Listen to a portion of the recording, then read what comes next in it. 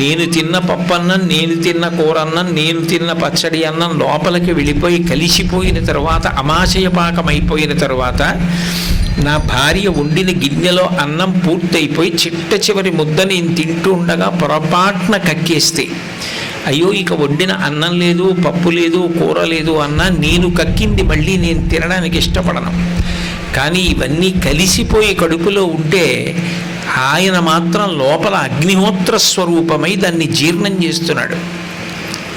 అందుకే ఆయనే అంటాడు, నేను అగ్నిహోత్ర స్వరూపంగా ఉండి పచాన్యన్నం చతుర్విధం అహం వైశ్వానరో భూత్వా ప్రాణినాం దేహమాశ్రిత ప్రాణాపాన సమాయుక్తం పచాన్యన్నం చతుర్విధం.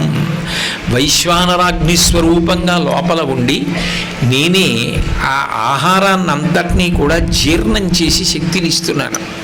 అంటే ఇంకా భగవంతుడు చేసేటటువంటి ఉపకారానికి, ఆయన చేసేటటువంటి మేలుకి తిరిగి కృతజ్ఞత చెప్పడం నిజానికి ఎవరికీ సాధ్యమూ కాదు.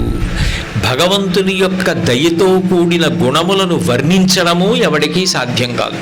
కబీర్దాస్ గారు ధరతీ సబ్ కాగజ కర్రవు లేకిని సబ్ బనరాయి సాత సమందకి మసికర్రవు హరిగుణలి ఖా నజాయ్ అంటాడు.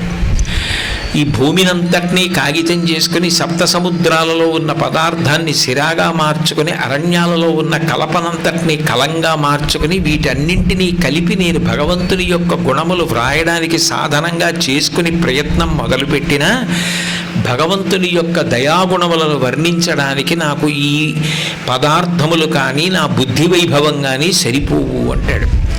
అనంత గుణ సముద్రుడు భగవంతుడు. ఆయన గుణములలో గొప్ప గుణం దయ. అంత దయ లేకపోతే ఎంత పాపం చేసిన వాడిని, భగవంతుడు లేడని తిట్టిన వాడికి కూడా ఆయన అన్నం జీర్ణం చేస్తున్నాడే, ఆయనకి కూడా శక్తినిస్తున్నాడే, ఆయన్ని కూడా నడిపిస్తున్నాడే, ఆయన్ని కూడా అంత ఆదరిస్తున్నాడే, ఆయనలో కూడా ఒక గుణాన్ని చూస్తున్నాడు. ఉన్నాడని అంటున్న నువ్వు నిజంగా ఉన్నాను అని నమ్మి బ్రతకవలసిన రీతిలో బ్రతకపోయినా, లేడు అన్నవాడికి లేడన్న నమ్మకం అంత గట్టిగా ఉన్నప్పుడు ఏదో ఒక నమ్మకం గట్టిగా ఉండడం గొప్ప కదా అని ఆశ్రయిస్తున్నాడు, ఆయన ఆదరిస్తున్నాడు. ఎంత గొప్ప విషయం నిజంగా. కాబట్టి భగవంతుని యొక్క దయాగుణం అంత గొప్పది. భగవంతుని యొక్క దయాగుణం ఎంత గొప్పదో మనుష్యుడు కూడా ప్రయత్నపూర్వకంగా స్వార్థాన్ని తగ్గించుకొని దయను అలవాటు చేసుకోవాలి. ఆ ప్రేమ స్వభావం, ఆ దయా స్వభావం ఉండాలి.